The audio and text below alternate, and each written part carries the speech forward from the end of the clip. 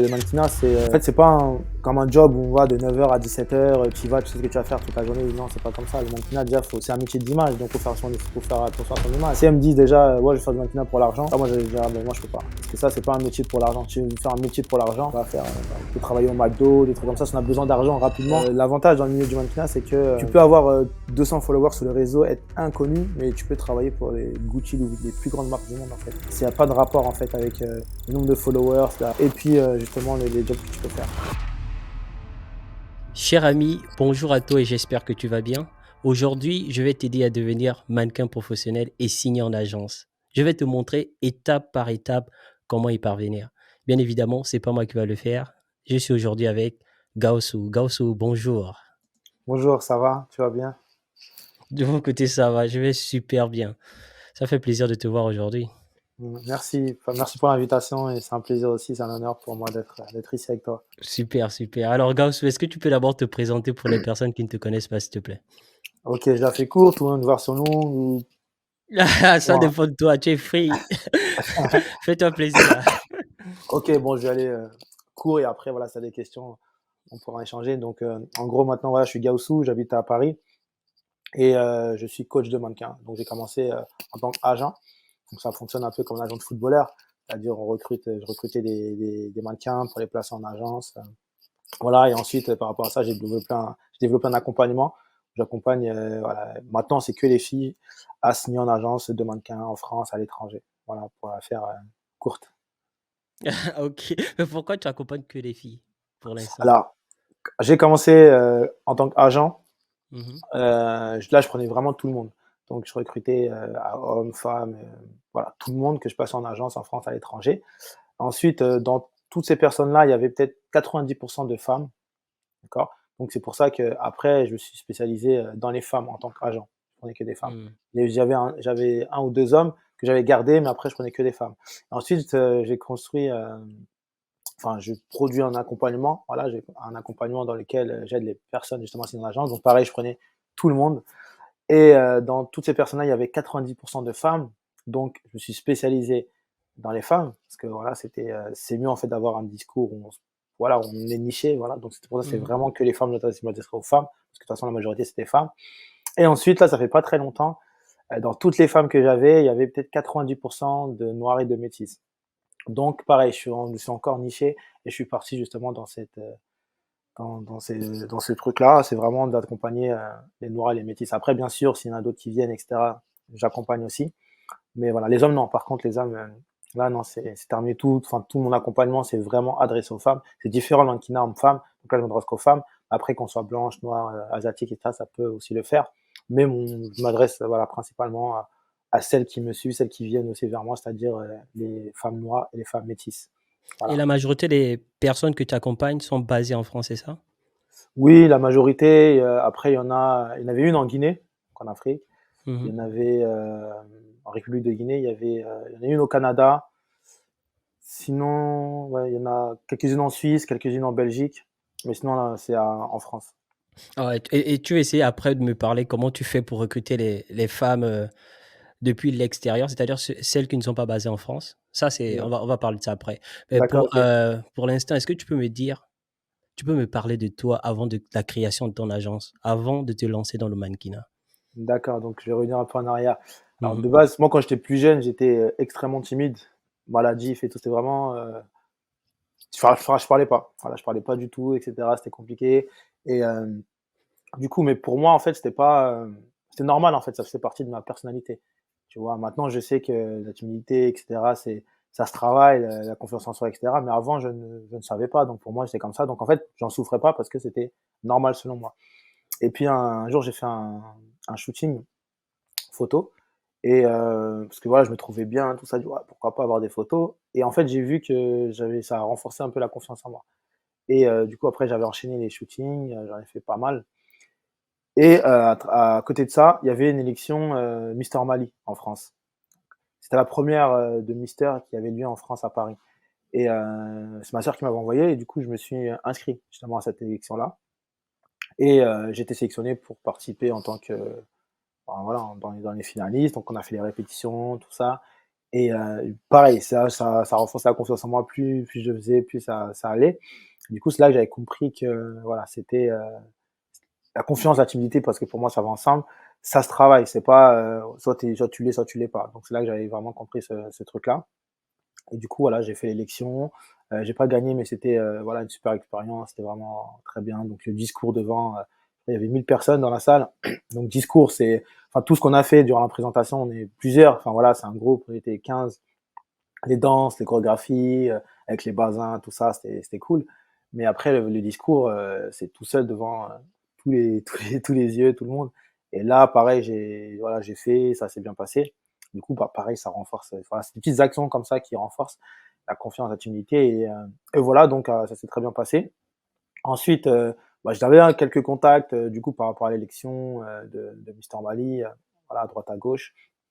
Et on avait fait quand même quelques défilés juste après, des petits shootings. Mais ça me plaisait pas tant que ça enfin voilà, de faire d'être dedans, de rentrer dedans. En plus, j'avais peut-être, ouais, déjà 26, peut-être 27 ans, je sais plus, un truc comme ça. Et et voilà. Et je travaillais à côté, en fait, en tant qu'éducateur spécialisé. Je travaillais dans un établissement qui accueille les adolescents en difficulté, qui sont placés par le juge. Donc Tu étais dans du voilà. social, en fait. Comment? Tu travaillais dans du social. Voilà, exactement. C'est ça que je faisais avant, j'ai fait ça pendant 10 ans. Et du coup, après moi, en fait, voilà, après l'élection de Mister Mali, je dis: «Ah tiens, pourquoi pas devenir agent?» Je connaissais une fille aussi qui était agent, donc on a un peu parlé, elle me disait un peu comment fallait faire, tout ça. Et je me suis lancé, voilà, sur, Instagram. Extrêmement compliqué parce que, bah, je suis personne, j'ai rien fait, il y a juste des photos de moi sur Insta, donc enfin voilà, un homme qui contacte une femme sur les réseaux, sur Instagram: «Oui bonjour, je suis agent, nin enfin les filles, elles regardent le compte, elles disent: «Mais attends, c'est quoi? C'est encore un dragueur, c'est encore ci, ça». Donc c'était très compliqué au début. Puis après, voilà, j'ai quand même réussi à recruter des filles et puis, enfin des filles, des hommes aussi, en premier, ouais, j'ai eu des hommes. Les hommes, c'était plus simple au début, mais voilà, et puis voilà, c'est comme ça que ça s'est fait et c'est comme ça que je suis rentré un peu Mais du dans coup, le lorsque milieu. tu recrutais ces jeunes femmes et hommes, est-ce que tu avais déjà, les contacts avec des agences Non, non, pour les placer après? au début, Comment j'avais tu rien. faisais alors? Au début, j'avais absolument rien. Bah, j'étais débutant, en fait, dans le truc. Et puis Mmh. après, bon, il y avait une amie qui était, qui elle apprenait les filles à poser, à faire ce genre de choses-là, et elle était agent aussi. Donc elle m'expliquait un peu comment faire, tout ça et tout. Donc moi, j'ai regardé, je l'écoutais, je regardais un peu comment elle faisait, tout ça, donc elle me disait. Après, c'était moi-même qui, avec mon compte Instagram, qui essayait de contacter les personnes. Donc voilà, j'avais rien, je dis: «Ouais, voilà, je suis agent», parce que je vais pas dire que, voilà, je suis débutant. Je dis: «Voilà, je suis agent, Mmh. je place les mannequins, voilà, dans les agences en France, à l'étranger, est-ce que ça t'intéresserait?» et cetera. À chaque fois, je modifiais mon message, je modifiais parce que par rapport aux réponses que j'avais, par rapport aux gens qui lisaient mon message, qui répondaient pas. J'adaptais, en fait, pour que le message soit de plus en plus, voilà, percutant, pour que les gens puissent être intéressés. Mmh. Et puis, après voilà, j'ai recruté peut-être ma 1re personne. Et en fait, en tant qu'agent, moi je peux pas recruter des filles qui étaient déjà, mannequins. Parce qu'elles, elles voulaient aller, voilà, elles voulaient aller plus loin qu'être avec un débutant. Donc en fait, au début, moi, c'est ce que je voulais, par contre, recruter des filles qui avaient déjà de l'expérience. Parce que je me suis Mmh. dit, en fait, j'ai aucun doute sur ma capacité d'accompagnement, enfin, mon relationnel avec les gens, ça, j'ai aucun doute dessus. Je sais que je maîtrise très bien. Je travaille dans le social, tout ça. Je sais que les relations avec les gens, j'arrive très bien je suis très empathique, et cetera. J'arrive, voilà, bien à m'occuper, voilà, des personnes, voilà, de les comprendre surtout, et cetera. Ça, c'est aucun souci pour moi. Donc ça, j'avais aucun doute. C'est pour ça que moi, je contactais justement, les filles qui étaient déjà mannequins, mais qui étaient pas en agence, qui avaient du potentiel, qui étaient influenceuses et tout. Mais ces filles-là, elles, ne voyaient rien en moi, en fait. Elles voyaient juste mon compte Instagram, un inconnu, donc voilà. Après, je dis: «Bon, OK, pourquoi pas maintenant aller voir des débutantes». Du coup, c'est plus dur les débutantes, mais bon, j'ai été quand même, je regardais des filles qui paraissaient, voilà, aimer le mannequinat, mais Mmh. qui n'avaient aucune expérience. Et là, du coup, elles étaient débutantes et moi, j'étais débutant. Donc là, ça pouvait plus le faire parce que tous les 2, on débutait ensemble. Et c'est comme ça que j'ai réussi à avoir les premières. Donc, Mais quel est l'objectif de recruter, des filles, en fait? donc Qu'est-ce qui là, se j'ai passe recruté. après? D'accord, donc j'ai recruté pour après les former, enfin ouais, les former, les développer, enfin plutôt les développer pour après pouvoir les présenter en agence. Donc les développer, c'est-à-dire Mmh. c'est des filles débutantes qui n'avaient rien, donc qui étaient là, voilà. Et du coup, les développer, c'est-à-dire leur faire faire des shootings, leur expliquer un peu comment fonctionne le mannequinat. Moi, je connaissais pas trop, mais j'apprenais en même temps, en fait. Ça m'a fait, apprendre des choses aussi, bien sûr. Et donc voilà, ce qu'il faut faire, les mensurations, la taille, voilà, expliquer le sport, la nutrition et voilà, ce genre de choses-là, et faire des photos pour après pouvoir, les présenter à des agences, en fait. Donc c'est ça, en fait, le développement et après les présenter aux agences. Et comment tu faisais pour contacter les agences? Alors, quand j'avais des filles, qui étaient prêtes, qui avaient ce qu'il fallait, bah, tout simplement, j'allais sur les sites, des agences, je prenais leur adresse mail parce qu'en fait, ma mon ami me disait que c'était mieux d'envoyer comme ça par mail et tout. Parce qu'en fait, sur les Mmh. sites des agences, on peut envoyer, mais il y a pas trop de réponses. En fait, on peut pas mettre beaucoup de choses et cetera, donc j'ai commencé à envoyer, voilà, par prendre des adresses mail comme ça et envoyer les candidatures. Quand j'ai eu des réponses, là, c'est comme voilà, j'ai commencé à comprendre certaines choses et que des réponses négatives au début, puis voilà, c'est normal. Et puis après, quand des fois des agences me disaient envoyez-moi ça, envoyez-moi des polas. Des polas, ce sont des photos naturelles, par exemple, sans maquillage, avec des vêtements près du corps pour voir la silhouette. Et Mmh. quand on dit d'envoyer ça, là, je dis ah, ok, donc maintenant, je pense que les agences veulent ça. Après, il y en a qui m'ont dit ouais, envoyez-moi une vidéo. Ok. Et du coup, en fait, à chaque fois, j'adaptais par rapport aux réponses des agences ce qu'il fallait.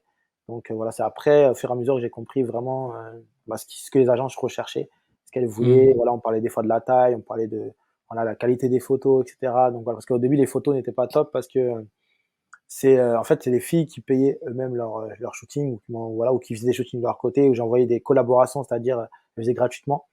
Mais c'est pas forcément la qualité. Du coup, quand c'est du gratuit, en général, bah voilà, c'est pas top. Ouais. Et du coup, c'est ça aussi qui pêche un petit peu. Mais ça, j'ai compris aussi en faisant, quoi, que à force d'avoir des réponses négatives, j'ai compris que voilà, même des filles qui avaient du potentiel, mais les agences ne voulaient pas. Et j'ai compris que, ah oui, c'est qu'il y a un problème et c'était justement Mmh. la candidature, quoi, qui n'est pas assez professionnelle.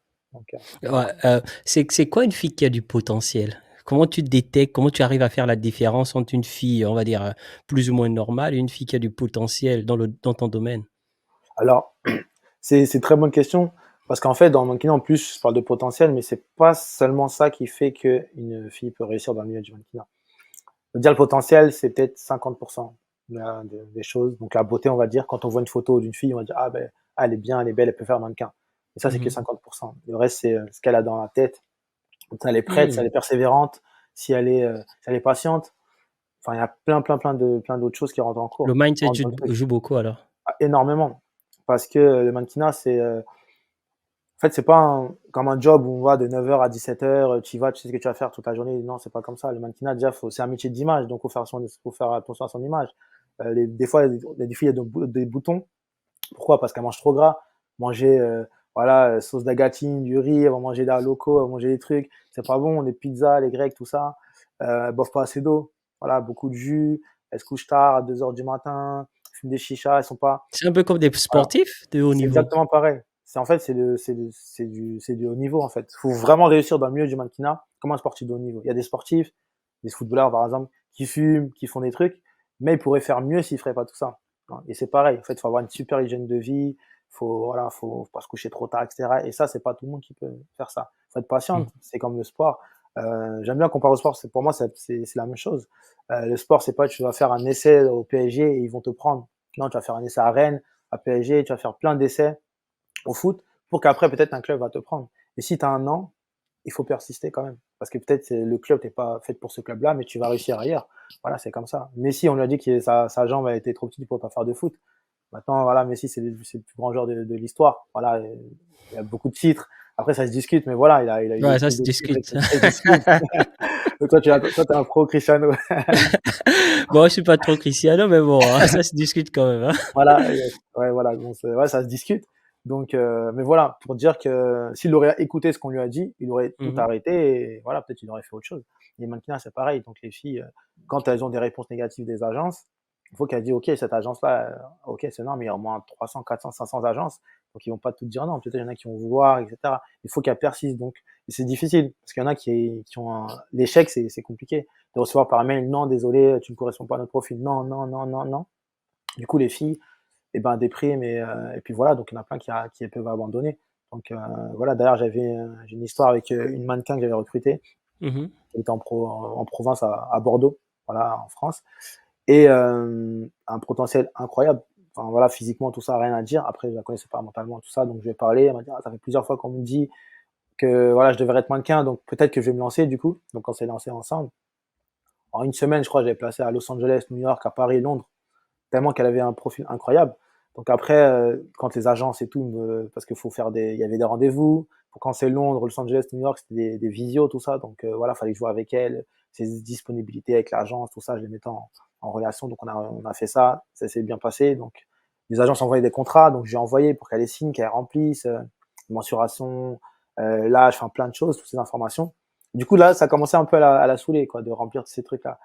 Et mais c'est comme ça, ça fait partie du job. Et puis après, il y avait Mmh. un rendez-vous à Paris. Elle était pas Paris, donc elle est venue sur Paris pour rencontrer l'agence. L'agence lui a dit de laisser ses cheveux un peu respirer, parce Mmh. qu'en fait, elle se lissait les cheveux. Voilà, parce que je pense qu'elle était complexée, c'est une métisse, de ses cheveux qui étaient un peu voilà, afro, et elle les lissait Crépus, tout le quoi. temps, voilà, tout le temps, pour qu'ils soient vraiment très lisses. Du coup, ils lui ont dit: «Là, faut que tu les laisses un peu respirer, tout ça». Il avait quelques boutons, donc ils lui ont dit: «Donc là, pareil, il faut que tu ailles voir un dermatologue, fais attention à ta peau, bois beaucoup d'eau, fais ça». Et là, elle a dit: «Ah ouais, non». Et en fait, elle est plus jamais revenue, quoi. Elle a tout arrêté, tout abandonné, parce que c'était trop. C'était Alors trop qu'elle avait pour elle. vraiment du potentiel pour faire des choses incroyables. Mais bah, voilà, on lui a dit de faire des soins de ses cheveux, faire des soins de la peau, voir un dermato, enfin, le fait de signer des contrats, de tout ça, non. Et enfin, en fait, voilà, fallait qu'elle soit pa en fait, faut être passionné, et faut être prêt vraiment à faut pas être que belle, voilà. Faut pas être Mmh. que belle, sinon ça suffit pas. Il y en a plein sur Instagram qui me demandent: «Ah, tu penses quoi de moi?» Je dis: «Ouais, tu as du potentiel, mais ça suffit pas». Voilà. Par exemple, la fille là, c'est un parfait exemple. Si elle avait le mental et tout pour réussir tout ça, elle avait la passion aussi, elle aurait fait une carrière, incroyable. Même un an après, il y a une des agences qui me demandait encore, si la fille, allait revenir ou pas. Parce que vraiment, elle avait un potentiel, moi j'ai jamais vu une fille avec autant de potentiel, enfin que j'ai connue comme ça directement. Parce qu'elle Mmh. aurait pu faire des choses vraiment, incroyables. Donc Mmh.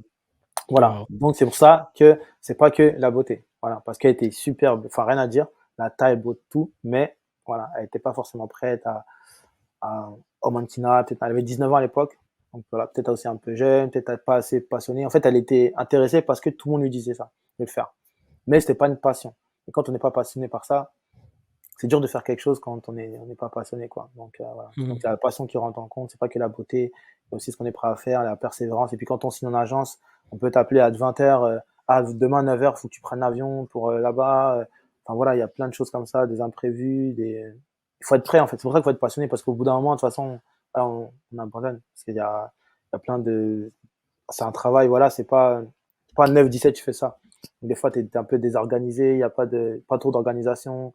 Les marques te prennent à 9h, et puis en fait, elles sont trompées, non, c'est plutôt 11h, donc tu attends 2 heures. Enfin, il y a plein de choses comme ça, mais ça fait partie du job, quoi. Et tout ça, il faut être prêt mentalement pour tout ça. Et dans ton agence, tu formes, tes mannequins à ce genre d'éventualité? Oui, oui, c'est ça, hein, en fait, on peut pas prévoir ce qui va se passer parce que enfin, il y a toujours des nouveautés. Mais en gros, enfin, c'est super important la préparation mentale, donc c'est fait partie de mon formation. Préparer mentalement, je travaille même avec une coach maintenant de préparation mentale, justement, parce que c'est super important d'être prêt, en fait. De pas être là, oui, mannequinat, ah, tiens, moi, ouais, je vais aller avec Gucci demain, ah, avec Louis Vuitton, avec Adidas, avec Nike. Ça, c'est vrai que ça fait partie du truc, mais il y a pas que ça. Et les filles, ils ne voient que ça. Ils voient pas que, ouais, mais c'est un travail. Donc, faut faire aussi un peu de sport, parce que ça, on peut pas tricher dans le mannequinat. Quand on est à Mmh. l'école, en cours, voilà, on a un contrôle, on prend son téléphone, on regarde la réponse sur ChatGPT, ou je sais pas, on triche rapidement, on peut faire ça. Mais là, non. Quelqu'un, par exemple, on demande de se mettre accroupi, et si la fille, au bout de, je sais pas, 5 secondes, elle commence à avoir mal aux cuisses, et ben directement, on sait qu'elle fait pas de sport. Parce que elle a mal aux cuisses. Mmh. On peut pas dire, ah, mais elle peut pas dire, si, si, j'en fais. Non, tu fais pas de sport. Tu as mal aux cuisses au bout de 5 secondes, tu as accroupi. C'est que tu fais pas de sport. Ou pareil, si elle est un peu, il y a des poses un peu bizarres, enfin voilà, en particulier où tu es un peu penché comme ça, et en arrière, par exemple, et tu tires sur tes abdos. Et pareil, si au Mmh. bout de 5 secondes, tu grimaces parce que tu as mal aux abdos, c'est que bah, tu fais pas de sport. Et tu peux pas dire si, si, j'en fais. Si tu as plein de boutons, tu peux pas dire si, si, je fais des soins, je fais attention à ce que je. Non. Enfin, voilà, on peut pas tricher. Donc voilà, il faut faire, c'est ça aussi qui est important. Et Mmh. du coup, voilà, c'est ça que j'explique aux filles aussi, et puis les coachs aussi, ils expliquent, c'est que voilà, faut faire attention à soi, le sport, etc. C'est pas dire d'aller à la salle tout le temps, faire un peu de renforcement musculaire, faire attention de ce qu'on mange, pas de se priver, mais de faire attention, pas manger trop gras, trop de sucre, etc. Voilà, après, oui, ça peut arriver des boutons et choses comme ça, c'est pas dramatique.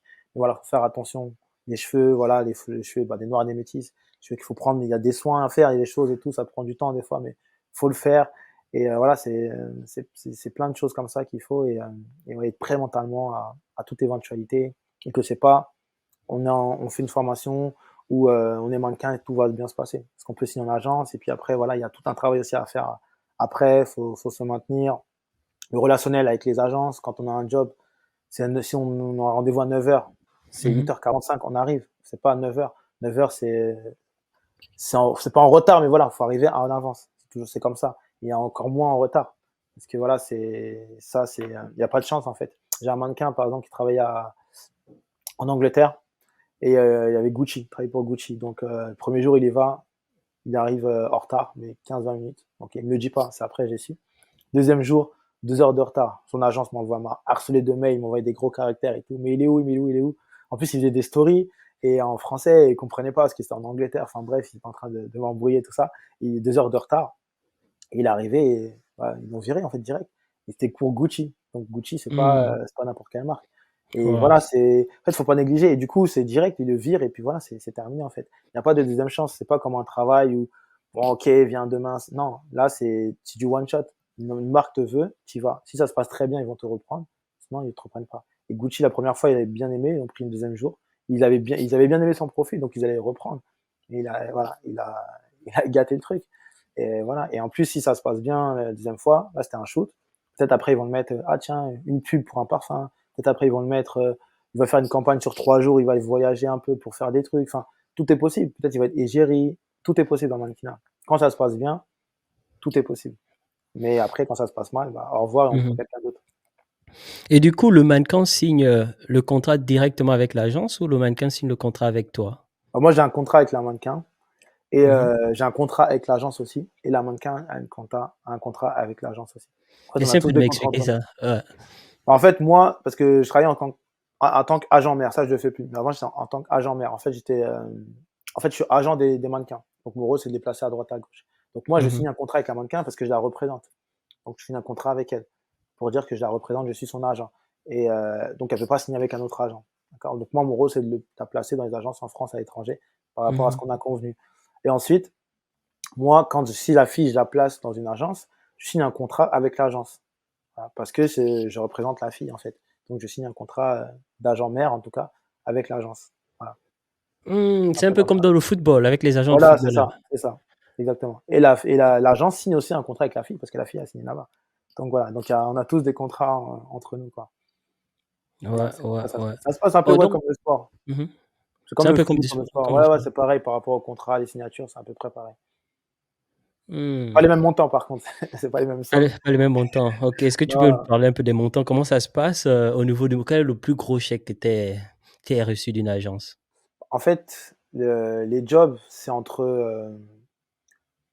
le minimum c'est entre 200 € le job, c'est-à-dire soit la demi-journée, soit la journée, entre 200 € et après il y a pas forcément de maximum, mais Hmm. il y a des marques qui payent beaucoup, surtout quand ils touchent aux cheveux. Par exemple, enfin, imagine une afro, voilà une femme Mhm. afro comme ça et ils veulent lui faire L'Oréal par exemple va lui faire une coloration violette. Du coup, ça va abîmer ses cheveux parce qu'ils vont lui faire une coloration juste pour le job et puis après une décoloration enfin ça abîme les cheveux. Du coup, quand c'est des choses comme ça, les marques payent beaucoup plus et ouais, j'ai déjà entendu, enfin des marques qui pouvaient payer 10 000 € pour ce genre de job-là, quoi.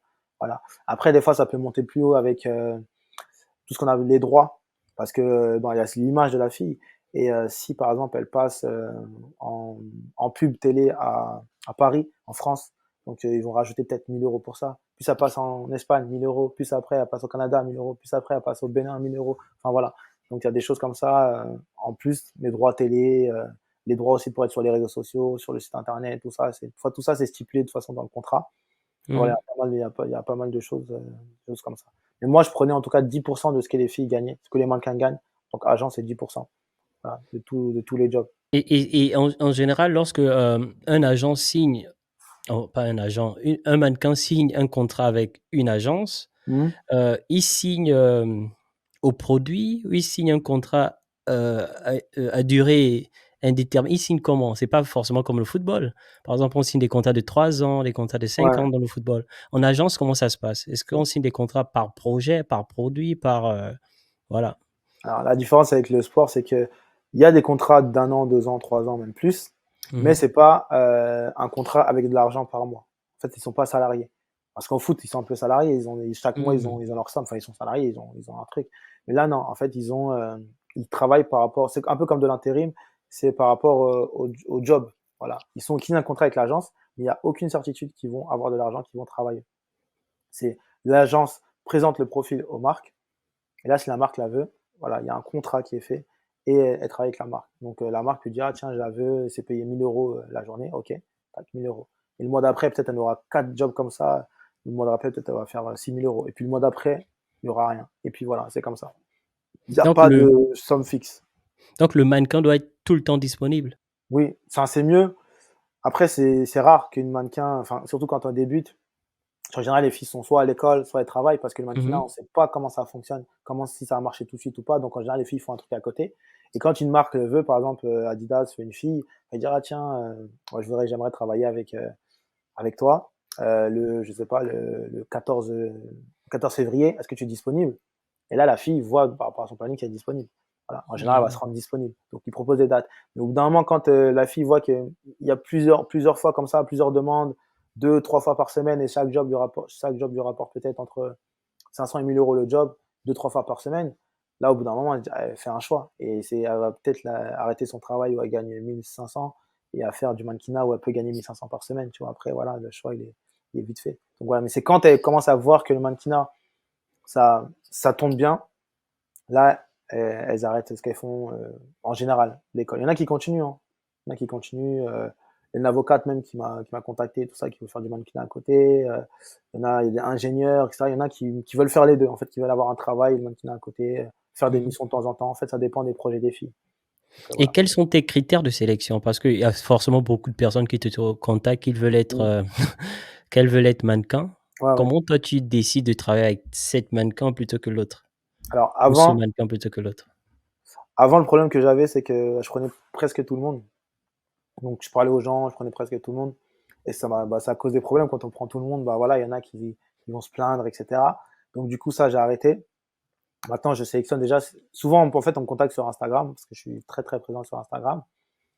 Et là, déjà, je regarde un peu le profil de la fille et on discute. Voilà, on discute un peu pour voir pourquoi elle veut faire du mannequinat, depuis quand elle veut faire du mannequinat, qu'est-ce qu'elle a fait dans le mannequinat, etc.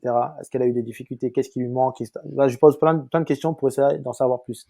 Si elle me dit déjà, ouais, je vais faire du mannequinat pour l'argent, ça, moi, je dirais, ah, ben, moi, je peux pas. Parce que ça, c'est pas un métier pour l'argent. Si tu veux faire un métier pour l'argent, ah, je sais pas, on peut travailler au McDo, des trucs comme ça. Si on a besoin d'argent rapidement, on peut faire des travails comme ça vite pour avoir de l'argent. Le mannequinat, c'est pas ça, c'est un vrai travail, c'est pas que pour l'argent en fait.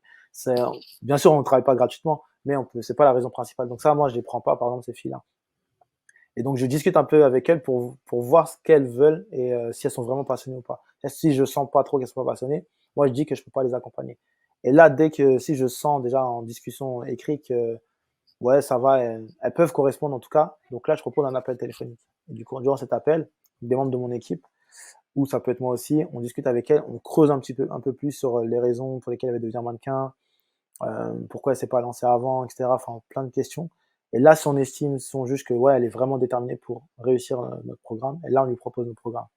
Donc voilà, un peu comment ça se passe. C'est comme Waouh, ça qu'on ça détermine. c'est comme ça que vous déterminez. Vous êtes à combien dans votre équipe? Euh, alors ouais, peut-être on est un peu moins de 10, je pense, ouais, 8, peut-être 8 ou 9, je Ah, pense. vous êtes, c'est une grosse agence quand même, ton Oh, agence. oui, Quand même 10. ouais, bon, ouais, on fait dire ça comme ça. Moi, je OK. pense que non, mais ouais, après, par rapport à d'autres trucs, on peut dire oui, mais on est Et pas en mal. ce moment, on va dire vous, puisque c'est avec ton équipe, vous travaillez avec combien de filles actuellement?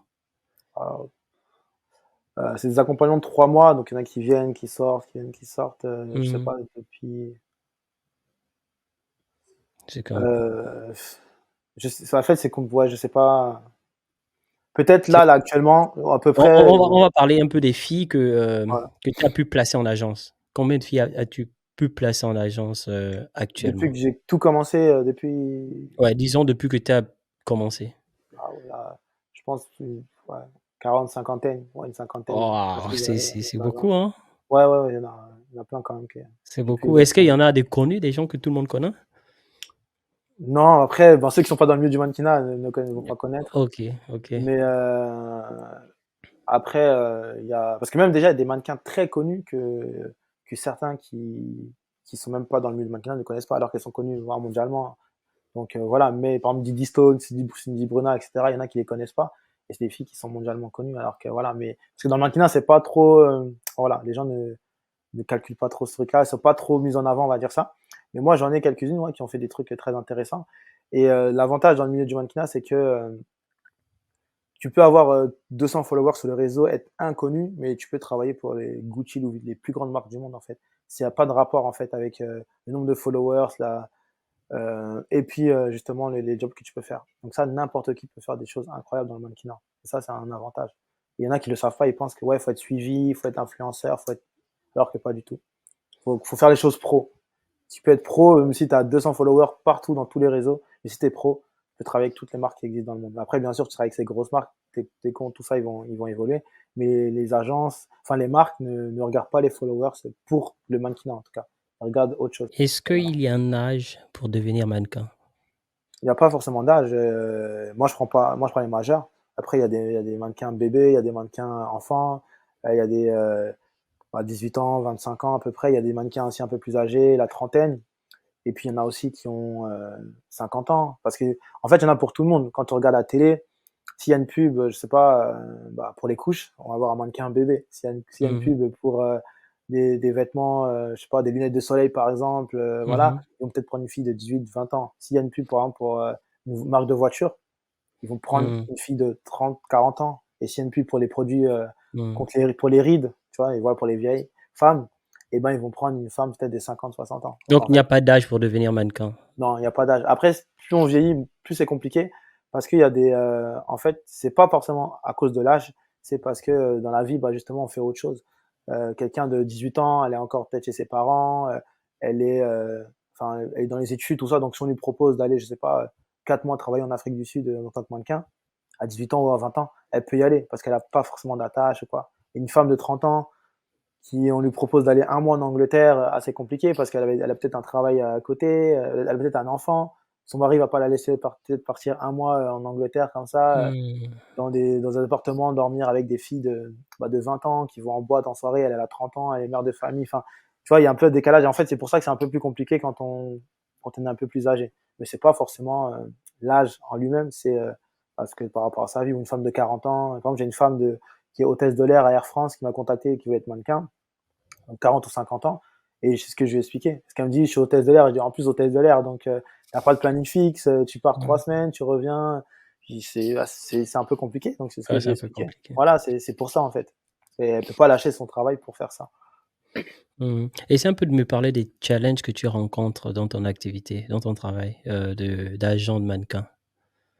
Enfin, plutôt de coach. Enfin, ouais, agent, Ouais, coach, on va dire, c'est ok, pareil. le coach. Alors, les plus gros challenges, bah, c'est avoir une équipe, je pense, là. D'avoir une équipe, parce que je recrute depuis ça fait pas longtemps. J'ai recruté là des personnes, des coachs justement mental, coach pour les réseaux sociaux aussi, une coach une coach mannequin aussi, ok, pour m'épauler un petit peu. Donc ça, Mhm, c'est dur à trouver des personnes compétentes parce qu'en général, on ne trouvera jamais personne qui fera le même travail que nous. Ça, c'est impossible parce que bah c'est pas leur truc à eux, donc c'est voilà, ils ouais. peuvent pas Toi, tu fais s'investir. ça avec passion. Ouais. Voilà, c'est ça, et Ouais. c'est pas la même chose. Donc ça, j'essaie de me le dire, donc ça, je suis ok avec ça. Et puis après, d'améliorer aussi bah, l'offre, les filles pour qu'elles puissent au maximum signer en agence parce qu'elles suivent pas forcément la formation. Parce que moi, je fais une formation aussi en ligne. Après, je sais pas si tu vois un peu comment ça fonctionne et les filles, bah, elles ne suivent pas forcément la formation. Donc, et puis il y en a qui ont vraiment beaucoup de potentiel, mais qui n'y arrivent pas à signer. Donc, j'essaie de comprendre pourquoi elles n'arrivent pas à signer. Donc, je regarde et en fait, elles ont besoin peut-être de plus de soutien, qu'on soit plus derrière elles, en fait, comme des, comment dire, des gens elles ont besoin, en fait, qu'on les accompagne tous les jours. Peut-être pas tous les Mhm. jours, mais qu'on soit là régulièrement. Alors, t'en es où? Là, faut que tu fasses ci, là, faut que tu fasses ça. Qu'on soit tout le temps derrière. Et moi, je peux pas être derrière toutes les filles, euh, tout le temps, toutes, c'est impossible. Du coup, c'est pour ça que j'ai recruté une autre et on essaye de mettre des choses en place. On fait des mini-groupes WhatsApp, etc.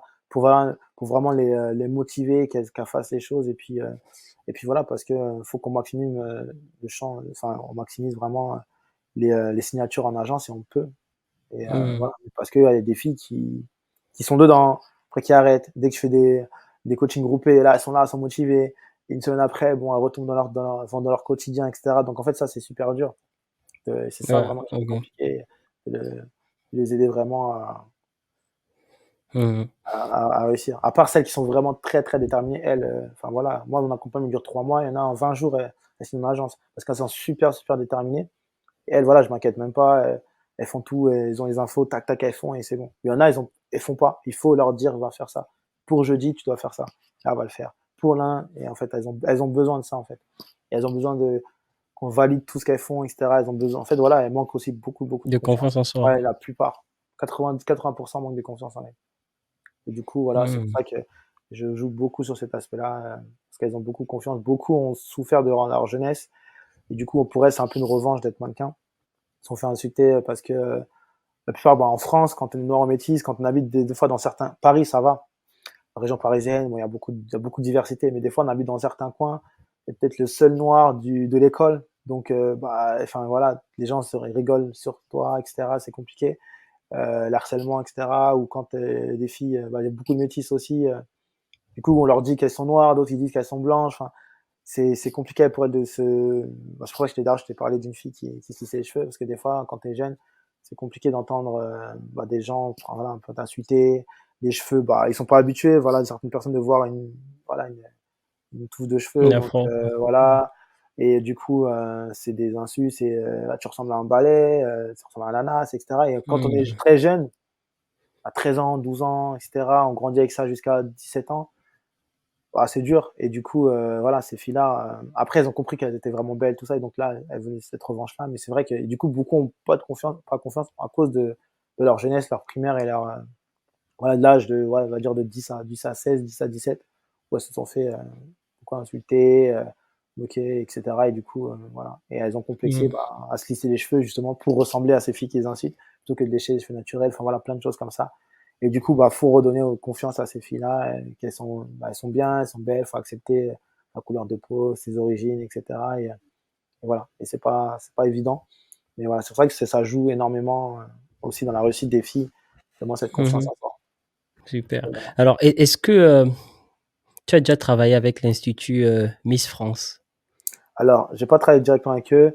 D'ailleurs, hier, j'étais en interview avec, j'ai fait une interview elle était quatrième dauphine de Miss France 2017. C'est Mmh. Justine Camara, je sais pas si tu connais. Donc, j'ai fait une interview hier, elle va sortir, parce que je t'ai dit hier, voilà, par rapport à notre truc, et elle va sortir la semaine prochaine, je pense. Mais sinon, il y a pas mal de Miss, des personnes qui ont participé à Miss France qui me contactent. Elles me contactent, quand je vois je clique sur leur compte, je vois qu'elles ont participé à Miss France, etc. Et qu'elles étaient bah, à la télé, tout ça. Mais le problème avec les Miss France, c'est que elles pensent, en fait, Miss et mannequin, c'est totalement différent, ça n'a rien à voir. C'est pas du tout pareil. Mannequin, quand on est Miss, on représente une région, etc. On veut représenter un pays, donc il y a un peu de culture générale, on se tient droit, enfin voilà, on fait vraiment attention à son image, vraiment plein de trucs. Mais mannequinat, non, c'est pas comme ça. Mannequinat, tu travailles pour une marque. Si tu dois faire un doigt d'honneur dans une photo, tu fais un doigt d'honneur dans une photo, enfin tu vois. Alors que les Miss, non, faut être vraiment très droite, on est comme ça, c'est vraiment différent. Et les Miss, par contre, ça, elles ne savent pas. Du coup, souvent, ils me contactent, ouais, j'ai envie d'être mannequin. Moi, je leur explique et tout, je leur demande leurs photos, mais c'est que des photos de Miss. Photos de Miss, des photos très simples pour être souris, en fait, c'est tout. C'est très simple. Et du coup, non, il faut faire des photos, c'est autre type de Il photos. faut faire une photo de mannequin. Voilà, c'est ça, je leur explique un peu et tout ça, et elles comprennent pas trop et pensent que on peut facilement basculer. Donc voilà. Mais j'en ai quand même une accompagnée, elle a été Miss Guyane, ouais, c'était Miss Guyane en 2019. Elle a participé. Une autre qui a été Miss par Île-de-France 2019 aussi. Donc les deux là, j'ai pu travailler avec elles. Et voilà. Sinon, ouais, sinon j'ai pas mal de Miss. Et d'ailleurs, la Miss France, quand j'ai vu qu'elle était Miss France, j'ai un peu regardé son compte et j'ai vu qu'elle était abonnée à moi. Donc je sais pas, enfin je sais pas. On n'a jamais parlé. Après j'ai regardé les conversations parce que des fois je parle avec des gens, je sais pas, et donc je regarde, je Mmh. clique pour voir sur Instagram. Et elle, j'ai regardé, on n'avait pas discuté, mais j'ai vu qu'elle était Miss France. Là, la dernière, elle a été abonnée à mon compte, donc elle devait regarder, je pense, ce que je faisais, etc. Waouh! C'est cool Donc, ça. ouais, ouais. Donc, Alors, voilà. tu parlais tout à l'heure d'Afrique, qu'il y avait des mannequins qui te contactaient depuis la Guinée et aussi un Ouais, autre pays, Guinée, mmh, non, après c'était Canada, mais sinon en Afrique, ouais, OK. c'est. Après, non, j'en ai plein. Guinée, elle fait un accompagnement. Après, c'était compliqué l'Afrique en général.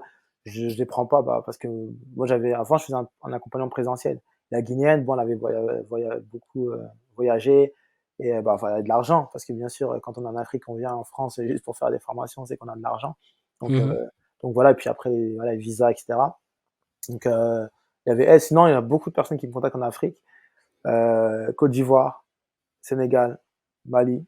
Est-ce que tu as pensé ouvrir une agence en Afrique, quelque part, en Côte Je vais d'Ivoire, au faire des choses Sénégal? en Afrique, en Afrique, c'est sûr. Là, je vais en Côte d'Ivoire bientôt, là. J'ai parlé à quelques mannequins que je vais rencontrer. Au Mali, j'avais rencontré aussi quelques mannequins. Là, je vais rencontrer, je vais voir aussi un peu quelques photographes, tout ça. Je vais voir ce que je peux faire par rapport à l'Afrique, mais j'aimerais bien développer ça un peu en Afrique de l'Ouest déjà pour commencer. Mhm. Moi, je suis malien, d'origine malienne. Donc, Ouais. Mali, Côte d'Ivoire, Sénégal, j'aimerais bien développer des choses. Et, euh, et puis voilà. Donc, après, je sais pas. Faut que je rencontre les gens, voir un peu ce qu'ils font. Je sais qu'il y a pas mal de choses, notamment au Sénégal, vraiment pas mal, Fashion Week, tout ça, qu'ils font déjà là-bas. Au Mali aussi, je regarde un peu ce qu'ils font. Côte d'Ivoire, je connais un peu moins, mais là, je vais y aller. Donc, je vais voir un peu. Moi, je ferai quelque chose. Peut-être, je vais reformer des mannequins encore. Je sais pas Mhm. encore, mais en tout cas, je vais faire des choses par rapport à l'Afrique, parce qu'il y a beaucoup de filles qui peuvent réussir des choses incroyables. Mais bon, des fois, bah voilà, c'est compliqué quand on est l'Afrique, comment faire, comment elles savent pas. Et puis, euh, Mhm. et puis voilà quoi. Donc, il y a des choses Ok. intéressantes en tout cas. Ouais. J'avais envie de te poser une question avant de finir Oui, l'interview. Parce que moi, je suis vas-y. allé sur ta plateforme YouTube et puis tu as raconté Mm. un peu ton histoire là-bas. Oui. Et ton jeu favori, c'était la gamelle. C'est quoi la gamelle? Ah oui, j'ai parlé de ça. Putain, c'est encore dans les vidéos. Les gamelles, en fait, quand j'étais enfin jeune, en fait, il y avait plein. En fait, j'habitais dans une maison, dans un village Mhm. de 1000 habitants. Enfin, il y avait rien dans le village. Et Mhm. où j'habitais, en fait, il y avait plein de maisons en construction. Il y avait des gros morceaux de terre, enfin des terrains vagues. Il y avait plein de trucs, des cachettes, tout ça. En fait, Mhm. la gamelle, c'est que un genre de cache-cache en fait, mais c'était bien parce qu'on Mhm. jouait avec tous les gens du village. En fait, c'est ambiance village, mais bah, en France quoi. Et voilà, en gros, on tire un ballon et tout le monde va se cacher. Il y en a un qui récupère le ballon, qui a appelé, qui récupère le ballon, qui le met, et en fait, il doit chercher tout le monde. Et tout le monde se cache partout et c'était super bien parce que tu as des maisons à moitié construites, tu vois, en briques encore, on montait les étages et tout. Et ça, quand on était petit, on vraiment kiffé jouer à ce jeu-là. Et puis, on pouvait jouer pendant des journées entières à ça. Et voilà, parce qu'on peut jouer à plusieurs, à 20, à 10, à 30. Et on se cachait, on devait délivrer les autres, etc. Donc voilà, c'était un jeu Mais qui est-ce était que tu vraiment joues très encore? bien. Comment? Non, non, je joue plus. Mais je sais même pas si les gens connaissent. Enfin, si, il y en a qui doivent connaître, mais je pense pas que les petits maintenant ils jouent encore à ça, parce que bon, maintenant les générations ont changé. On Mhm. est moins dehors en train de jouer, on est plus sur les réseaux, ces genres de choses-là. Ouais. Mais ouais, non, c'est un jeu c'est un des jeux que je préférais le plus parce que bah, c'était vraiment amusant. Tu te cachais, tu partais, c'était vraiment très très bien. Donc voilà. Gaosu, Ouais. merci de ta présence et merci d'être passé. Ok. Ça fait plaisir. Pas de souci. Merci à toi pour l'invitation et puis je dis peut-être à bientôt. À bientôt. Ciao. Yes. Ciao.